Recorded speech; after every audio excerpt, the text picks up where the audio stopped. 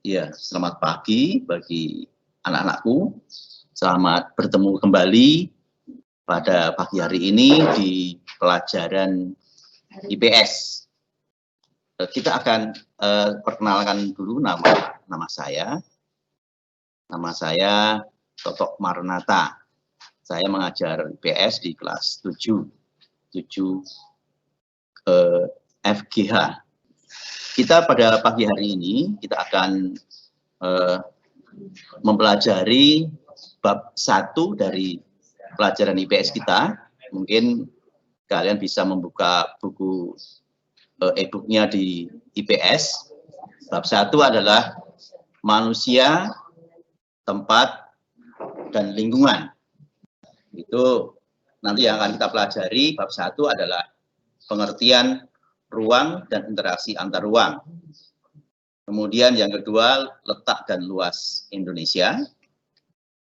Kemudian ketiga, potensi sumber daya alam dan kemaritiman Indonesia. Yang keempat, dinamika kependudukan Indonesia. Yang kelima, kondisi alam Indonesia. Dan yang keenam, perubahan akibat interaksi ruang. Nah, sekarang kita akan masuk dalam yang pertama, yaitu pengertian ruang dan interaksi antar ruang.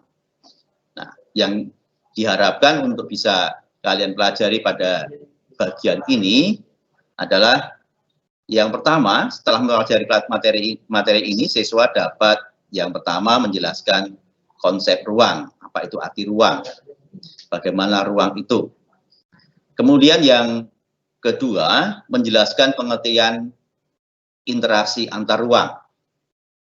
Kemudian yang ketiga, memberikan contoh interaksi keruangan antar wilayah Indonesia. Dan yang keempat, menjelaskan terjadinya kondisi saling ketergantungan, terjadinya interaksi antar ruang. Nah, kita akan masuk, kita akan melihat gambar di bawah ini. Kita lihat gambar yang ada. Ini adalah juga ruang bawah tanah. Ya, kemudian ini ruang dalam ruangan meeting. Kalau kita lihat ruang meeting, ruang pertemuan atau ruang rapat. Kemudian ini gambar tentang ya pemandangan alam. Dan ini adalah mungkin sering kita lihat gambar sungai dengan aktivitas yang ada. Ini adalah kita lihat gambar ini. Berikutnya, kita akan melihat bagaimana konsep ruang itu. Ruang adalah tempat di permukaan bumi, baik secara keseluruhan, maupun hanya sebagian yang digunakan oleh makhluk hidup untuk tinggal. Ya, ini konsepnya ruang. Jadi, konsepnya ruang itu yang pertama adalah tempat di permukaan bumi. Ya, di permukaan bumi. Ya, kita hidup di permukaan bumi, ini merupakan ruang. Dan juga berhubungan dengan ruang yang lebih besar lagi, bukan hanya bumi, tetapi yang lebih besar. Kemudian tempat itu baik secara keseluruhan, ya, atau hanya sebagian. Tadi kan kita bisa melihat contoh yang tadi, hanya sebagian, mungkin kita lihat ruang bawah tanah, ini hanya sebagian. Kemudian ruang rapat, juga hanya sebagian. Kemudian ruang di sungai, ini juga hanya sebagian. Kalau ini kita lihat ini mungkin agak lebih luas lagi ya, ruangan ini. Nah, yang digunakan untuk apa? Digunakan untuk makhluk hidup untuk tinggal. Jadi kita untuk tinggal tempat tinggal kita. Nah, unsurnya apalagi? Unsur-unsur dari ruang itu apa saja? Unsurnya yang pertama adalah udara yang bersentuhan dengan permukaan bumi, udara, ya, udara yang kita lihat, udara yang kita rasakan. Ya. Kemudian yang kedua, lapisan atmosfer terbawah yang mempengaruhi permukaan bumi. Lapisan atmosfer terbawah yang mempengaruhi permukaan bumi. Ya, kita hidup di atas bumi ini, ada atmosfer yang bisa kita gunakan, baik untuk kegiatan kita, ya. Kemudian yang ketiga, yaitu perairan yang ada di permukaan bumi. Perairan yang ada di permukaan bumi. baik laut, sungai, dan danau. Dan di bawah permukaan bumi atau air tanah sampai kedalaman tertentu. Jadi ini yang ketiga ini bisa sangat luas sekali, ya. Jadi ada laut, sungai, dan danau, dan di bawah permukaan bumi air tanah yang bisa kita gunakan untuk kegiatan, ya, untuk kegiatan kita. Mungkin kita bisa melihat bagaimana air di dalam permukaan atau air tanah yang kita ambil, kita gunakan untuk kehidupan kita sehari-hari. Kemudian yang keempat yaitu lapisan tanah dan batuan sampai pada lapisan tertentu yang menjadi sumber daya bagi kehidupan kita. Ini contohnya adalah tambang, ya, tambang yang kita ambil dari lapisan tanah yang ada. Kalau di Kalimantan Timur banyak sekali diambil tambangnya, tambang batu bara, tambang emas, dan tambang-tambang yang lain bisa kita ambil. Kemudian berikutnya yang kelima yaitu berbagai organisme atau makhluk hidup.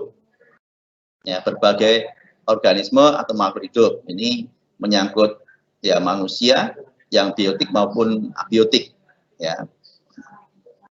Ya, kalau organisme berarti yang makhluk hidup, ya, yang biotik. Ini bermacam-macam.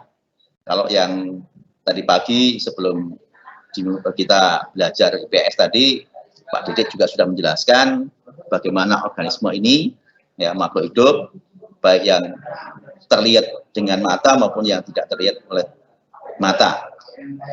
Nah, kita akan lihat berikutnya. Sekarang kita akan lihat bagaimana pengertian interaksi antar ruang. Ya, kita perhatikan di sini, ini adalah taman bermain. Ya, taman bermain. Kalau tadi kita lihat ruang, ini adalah ruang yang mungkin sebagian kecil, ya, ruang. Ruang ini kalau interaksi antar ruang itu adalah cara untuk mengelola ruang-ruang berdasarkan potensi dan masalah yang berkaitan dengan ruang-ruang yang ada di sekitarnya. Nah, kita perhatikan di sini, ini adalah taman bermain yang ruang yang digunakan, yang dikelola untuk apa? Untuk interaksi. Interaksi siapa? Ya, baik interaksi manusia maupun makhluk yang lain, atau manusia dengan lingkungan yang ada. Nah, lingkungan yang ada. Kalau kita perhatikan di sini, ya, teman bermain ini orang-orang yang senantiasa ingin berinteraksi, ingin bersosialisasi. Ya, mungkin kalau di Samarinda ada Taman Samarinda, itu merupakan juga tempat interaksi antar ruang. Ya, karena di situ bertemu dengan banyak orang. Berikutnya, nah, setiap ruang di permukaan bumi memiliki ciri khas tertentu yang berbeda berbeda antara satu wilayah dengan wilayah yang lain. Nah, ini kan kalau kita perhatikan bahwa, ya, kota Samarinda tentunya akan berbeda dengan kota di Balikpapan atau dengan Tenggarong. Jadi mereka memiliki ciri khas tertentu. Ya, ciri khas tertentu kalau misalnya di Samarinda, ya, mungkin di pinggir sungai ada kantor gubernur, ya. Kemudian kalau di Tenggarong juga di situ ada kantor bupati di pinggir sungai, walaupun sama-sama di pinggir Mahakam, ya. Tapi kalau kita perhatikan di Mahakam sendiri, kalau di Tenggarong ada Pulau Kumala, itu merupakan juga ciri khas tertentu. Di Samarinda, ya, ciri khas yang lain juga merupakan kota pelabuhan. Karakteristik ini. Nah, yang berikutnya, karakteristik inilah yang kemudian menciptakan keterkaitan antar ruang di permukaan bumi. Ada keterkaitan di antar ruang di permukaan bumi. Nah, karakteristik yang khas tersebut dapat berupa tanah, batuan, tumbuhan, dan lain-lain yang berbeda dengan tempat lain. Nah, ini sering kita lihat di sini karakteristik yang lain, ya. Contohnya kalau misalnya karakteristik yang ada yang khas itu berupa tanah, misalnya di gurun pasir, ya. Kalau daerah gurun pasir tentunya yang kita lihat semuanya adalah pasir, ya.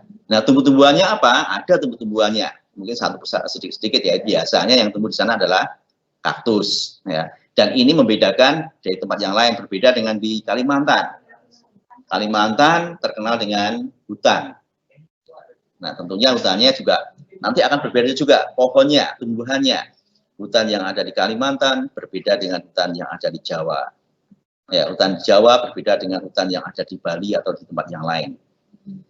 Nah, berikutnya perbedaan karakteristik ruang tersebut menyebabkan adanya interaksi antar satu ruang dengan lainnya. Karena setiap ruang membutuhkan ruang yang lain untuk memenuhi kebutuhan hidup. Jadi karakteristik inilah yang kemudian akan menyebabkan terjadinya interaksi antar ruang. Contohnya,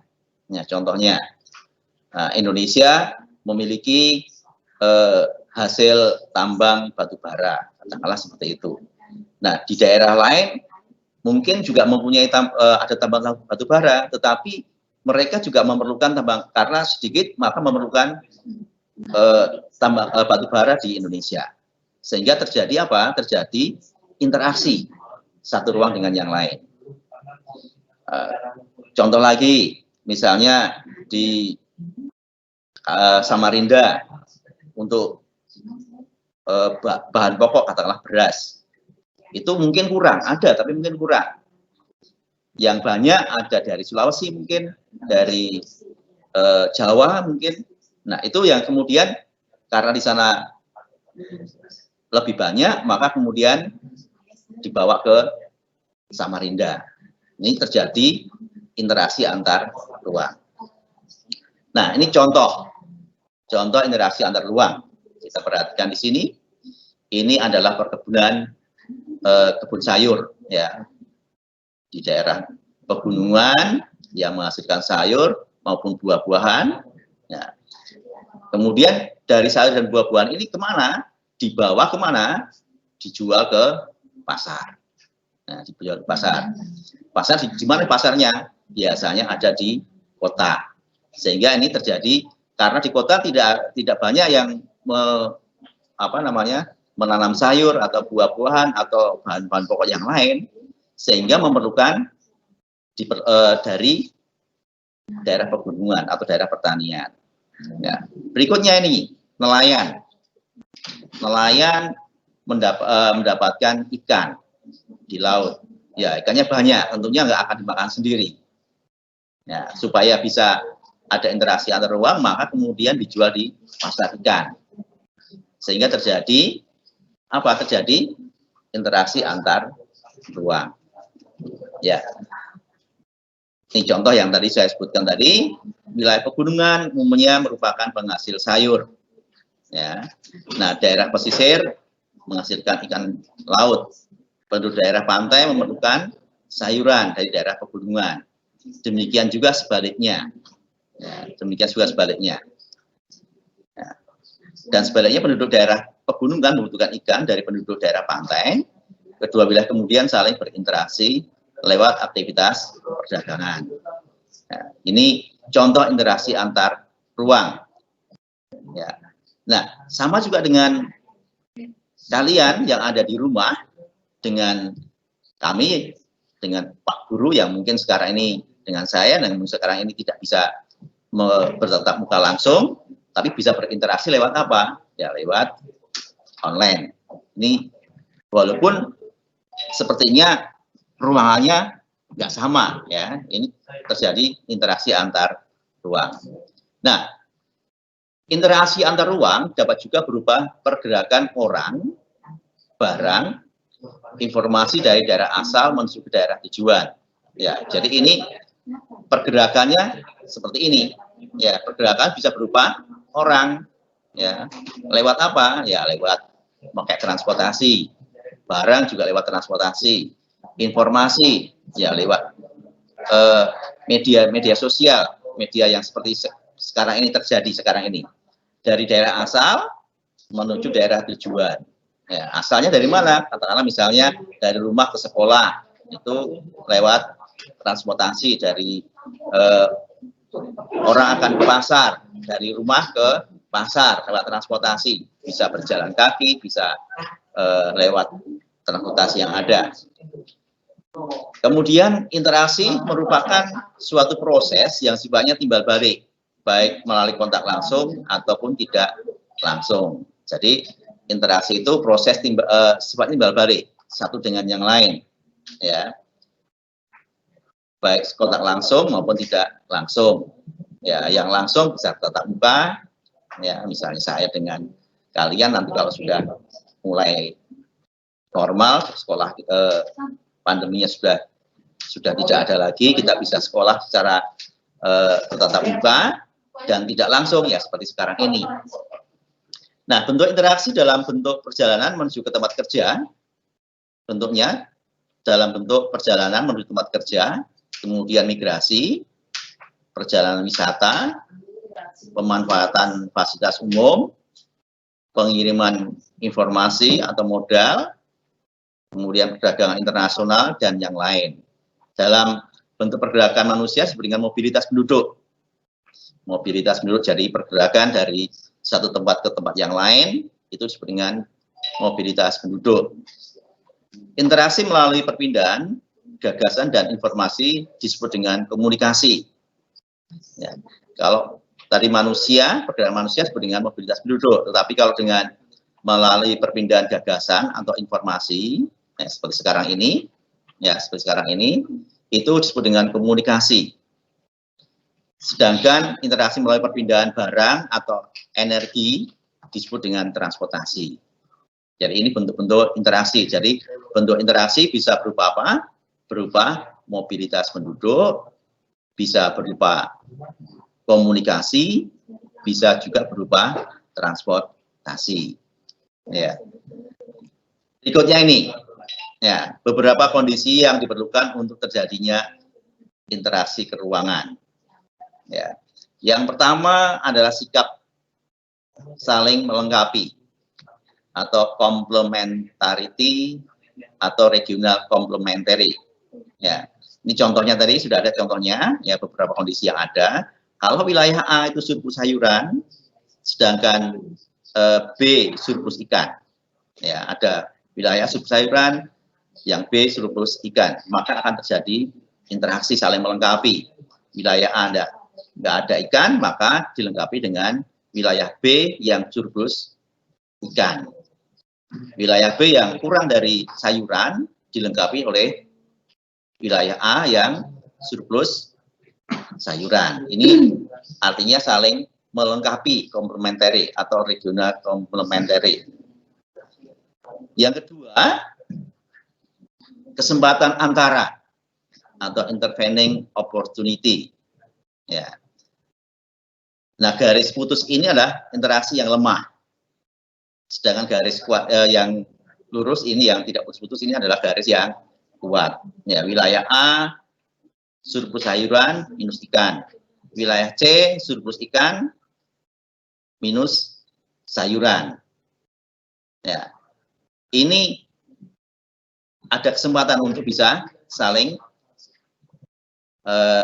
kesempatan antara, jadi bisa ke sini. Tetapi kalau di sini, ya surplus ikan minus sayuran, ini kemungkinan interaksinya lemah. Ya mungkin ada beberapa faktor yang bisa mempengaruhi di sini. Ya kalau ini kuat, mungkin karena dekat atau mungkin murah. Ya kalau ini mungkin karena jauh maupun juga transportasinya sulit. Walaupun mereka surplus ikan, di sini juga surplus sayuran, tapi di sini susah. Ya, jadi ada kesempatan antara, di sini ada kesempatan antara. Ini interaksinya yang ke sini adalah lemah. Ya. Berikutnya adalah kemudahan transfer atau transferability. Ya, kemudahan transfer ini dalam interaksi ini yang pertama tergantung biaya transportasi, keuntungan infrastruktur dan yang menghubungkan daerah. Ya, tergantung biaya. Kalau misalnya kadang-kadang kalau kita perhatikan ada orang, kenapa orang harus beli barang dari yang jauh, ya, sedangkan yang dekat aja ada. Nah ini karena apa? Tergantung dari biaya yang ada. Walaupun jauh, tapi kalau biaya yang murah, transportasinya mudah, kemudian keuntungannya itu juga bisa banyak, dan infrastrukturnya, jalan dan sebagainya itu mudah, ya bisa mereka akan mengambil dari yang dekat. Sedangkan yang dari yang jauh, sedangkan yang dekat kalau keuntungannya dan sebagainya itu tidak bisa menguntungkan, maka biasanya akan sangat sulit sekali mereka akan datang ke sana.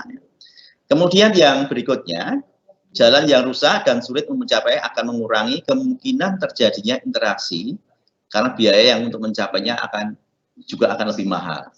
Ya, kenapa daerah-daerah itu sulit maju? Ya, biasanya daerah sulit maju itu terkendala masalah transportasi atau infrastruktur jalan. Ya, kalau jalannya lancar, maka menghubungkan daerah satu dengan daerah yang lain maka cepat, sehingga ya akan menambah keuntungan yang ada.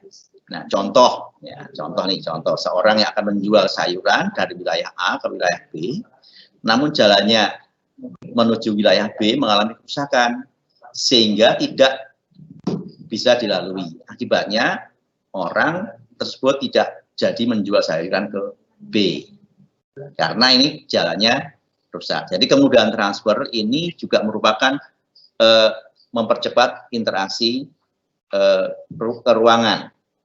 Ya. Nah, ini berikutnya. Mungkin sebelum ini bisa ada pertanyaan.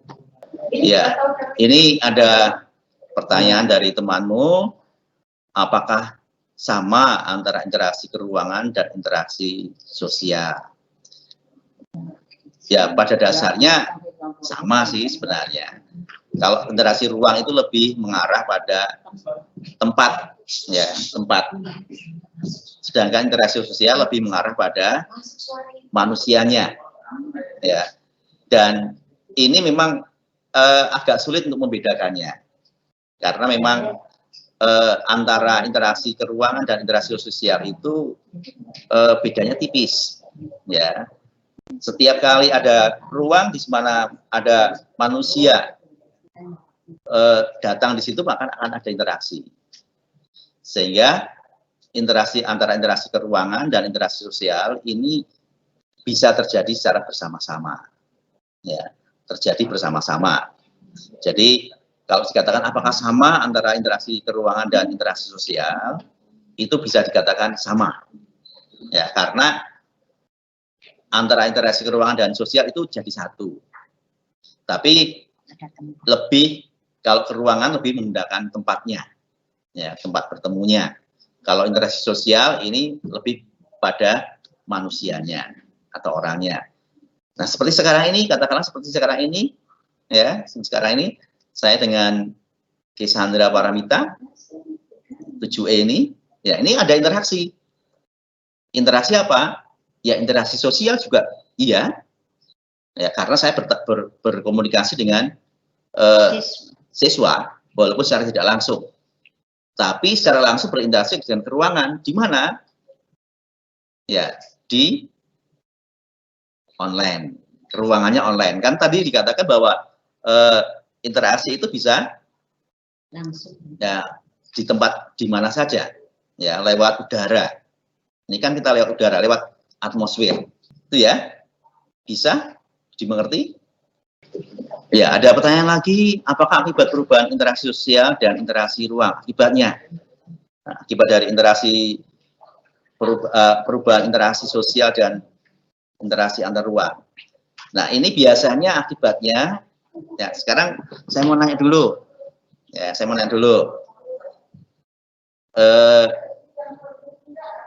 kira-kira yang sekarang ini kamu rasakan apa? Kan ada perubahan interaksi ruang. Sekarang saya mengajarnya lewat online. Ya. Kalau waktu kalian SD sebelum ada pandemi COVID, ketemu langsung, ya. Ketemu langsung. Ya. Nah, sekarang apa yang kalian rasakan? Yang kita rasakan kalau ada perubahan ruang ini, yang pertama yang jelas, kalian hanya mengenal suara saya saja, gambarnya saja, suara dan gambar, tidak bisa secara langsung. Mau bercandaan sulit, ya, secara langsung sulit, ya. Nah, sekarang juga bagaimana dengan perubahan interaksi sosial ini yang tidak langsung ini, ya, perubahan saya dengan kalian, Vidya, Saskia, Ersa ini, kelas 7A ini, kan ada interaksi sosial, tapi secara tidak langsung. Apa? Kira-kira jawaban pertanyaan yang saya berikan ini kira-kira gimana?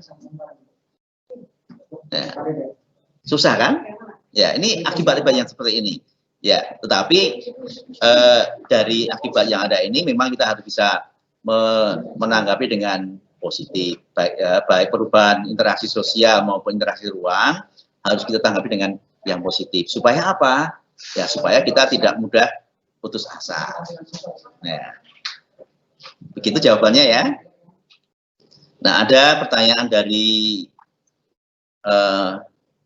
Muhammad Uzi Maki Farel Al-Fikri. Ya.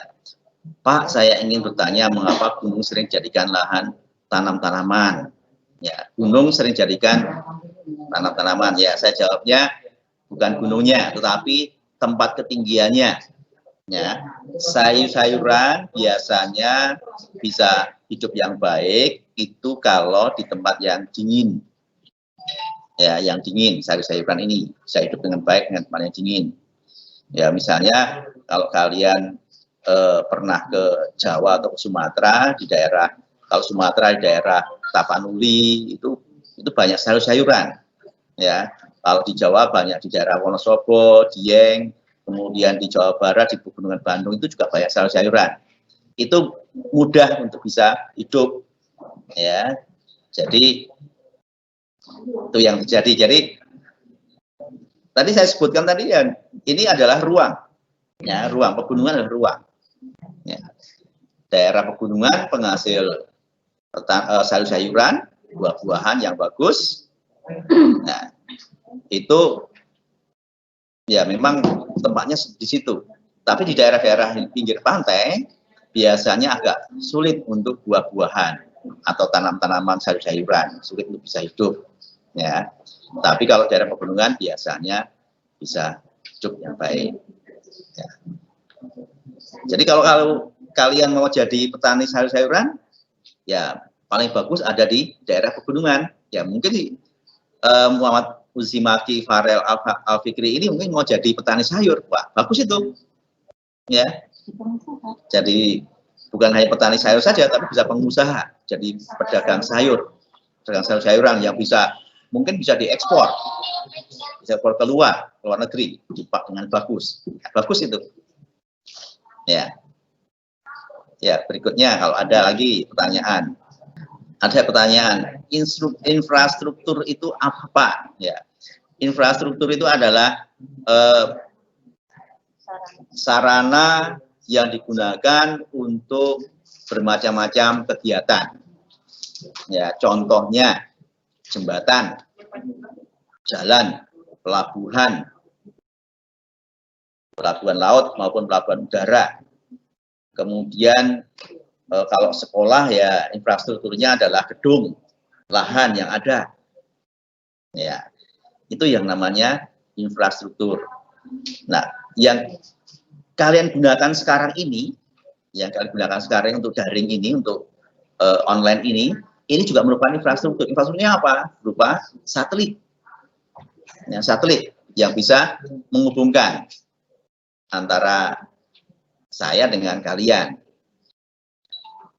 Ya, jadi yang namanya infrastruktur adalah sarana untuk kegiatan-kegiatan yang lebih luas. Bisa mengerti ini? Oke, Pak, contoh dari interaksi antar ruang perjalanan wisata itu apa, Pak? Ya, contoh interaksi antar ruang perjalanan wisata. Ya, kalau perjalanan wisata kan menggunakan bis. Ya, bis juga merupakan ruang. Ya, interaksi antar ruang. Ruang dengan bis dengan jalan. Jalan kan juga merupakan ruang, ada interaksinya. Bis bisa berjalan dengan baik kalau jalannya di tempat yang bagus. Ya. Tempat wisata yang menyenangkan, yang menyenangkan bisa dikunjungi. Itu adalah wilayah. Ya, juga ruang, interaksi antar ruang. Bis datang ke tempat wisata yang bagus, misalnya di Pulau Kumala atau di Balikpapan, di pantai, ya. itu merupakan contoh interaksi antar ruang perjalanan wisata. Ya. Bisa mengerti ini ya? Oke. Ya, ini ada pertanyaan dari teman yang lain, yaitu Abdul Aziz Arasid. Interaksi antar ruang, Pak, saya belum mengerti interaksi antar ruang. Ya, interaksi itu apa sih? Hubungan satu dengan yang lain. Ya, antar ruang. Contohnya tadi saya sebutkan tadi ada perjalanan wisata menggunakan bis, kalian rombongan naik bis. Nah, itu kan ruang. Bis itu ruang. Jalan juga ada ruang. Kalian ke tempat yang lain, ke tempat wisata. Itu adalah juga ruang, sehingga terjadi interaksi. Ya. Oke. Ya. Berikutnya ada pertanyaan lagi dari temanmu. Pertanyaannya, mengapa setiap dari, wah ini namanya tidak ada nih. Namanya tolong dicantumkan ya, namanya ya. Sementara saya pending dulu kalau tidak ada namanya. Ya, tulis namanya, kelas berapa ya. Oke, kita pending dulu ini. Mengapa setiap makhluk hidup di bumi memerlukan ruang untuk melangsungkan hidupnya?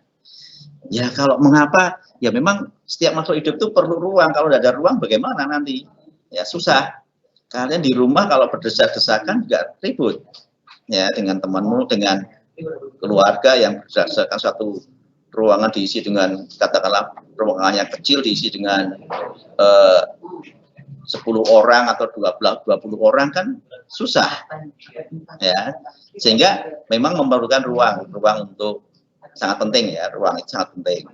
Ya, ruang publik juga sangat penting, ruang yang lain juga sangat penting. Jadi ya memang untuk melangsungkan kehidupannya dengan baik ya harus ada ruang. Ya. Ya, ini Siva ya, Siva koordinatif juga. Diki, ini ada dari Diki, kelas 7G. Apakah keuntungan dan kekurangan dari interaksi sosial?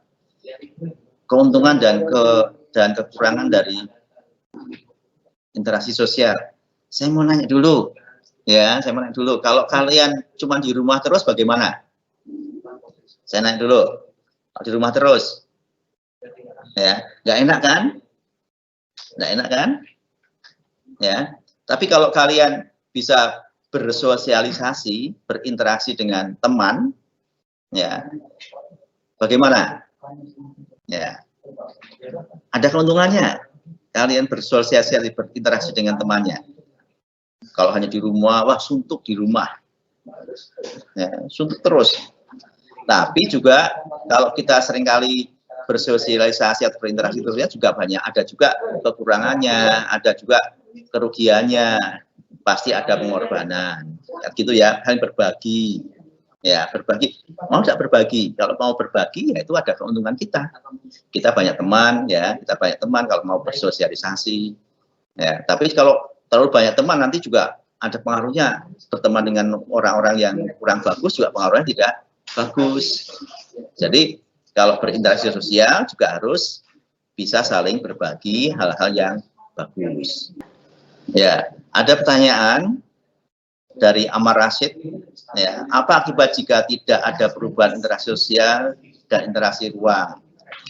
Ya, saya mau nanya dulu. Misalnya kita hidup tidak pernah berubah, bagaimana? Kalau kita kembali kepada zaman dulu, nggak ada perubahan, nah biasanya perubahan itu akan membawa kemajuan. Ya, ada perubahan interaksi sosial. Sekarang ini perubahan interaksi sosial antara yang sekarang ini, ya, dibandingkan dengan yang dulu, ada perubahan interaksi sosial maupun juga interaksi ruang. Ya, akibat dari yang sekarang ini kadang-kadang rasa sosial siswa atau rasa pergaulan antar siswa itu jadi berkurang. Mungkin kalian bisa lihat kalau di kota dibandingkan dengan di desa itu akan terjadi perubahan yang ada perbedaan yang sangat menyolok. Kalau di kota itu dengan tetangga kadang-kadang kita tidak kenal. Berbeda dengan di desa, walaupun jaraknya jauh rumahnya, mereka akan kenal. Ini karena apa? Ya, semakin orang banyak bekerja, semakin banyak sibuk, maka akan terjadi perubahan interaksi sosial dan juga perubahan interaksi ruang. Orang yang sibuk biasanya ingin dekat dengan tempat pekerjaan. Nah, ini yang akan mengakibatkan terjadinya perubahan-perubahan yang ada. Ya. Oke, ini ada pertanyaannya ya, jadi satu lagi pertanyaan. Ya, yang lain nanti bisa lewat Google Classroom, tanyakan saja nanti. Devina Akila Andrian Jube, apa jika di dalam satu rumah dapat terjadi interaksi antar ruang? Bisa terjadi antar ruang. Ya, di rumah itu kan ruangannya banyak. Ya, banyak kan ruangannya? Ada kamar mandi, ada kamar tidur, ada ruang makan, ada ruang tamu, ya. Kan kita bisa menggunakan, tapi kan tidak bisa menggunakan secara bersama-sama. Tadi sudah disebutkan di contoh di awal bahwa ruang, yang namanya ruang itu ada mungkin sebagian, ya sebagian mungkin juga keseluruhan. Di rumah pun juga demikian. Rumah itu merupakan ruang. Tapi dalam ruang itu masih ada ruang-ruang yang lain, ya. Jadi bisa terjadi interaksi antar ruang, satu dengan yang lain. Pasti di situ ada antar ruang itu akan ada yang menghubungkan satu dengan yang lain. Nah, ini untuk tugas di rumah nanti disiapkan aja ada pertanyaan yang bisa kalian perhatikan di situ. Pertanyaan yang pertama, apa arti ruang? Yang kedua, apa arti interaksi antar ruang? Yang ketiga, berikan contoh interaksi antar ruang. Yang keempat, jelaskan interaksi antar ruang saling melengkapi. Yang kelima, jelaskan interaksi antar ruang kesempatan antara. Nah, ini mohon bisa dikerjakan di Google Classroom, ya, di Google Classroom, taruh situ saja nanti. Dan saya kira saya akhiri dulu ini untuk pelajaran IPS pada pagi hari ini. Ya, kiranya pelajaran ini bisa membawa kita untuk lebih kembali menghargai interaksi ruang maupun juga interaksi sosial bagi kita semua. Saya yakin bahwa kalian adalah anak-anak yang hebat. Terima kasih. Ya.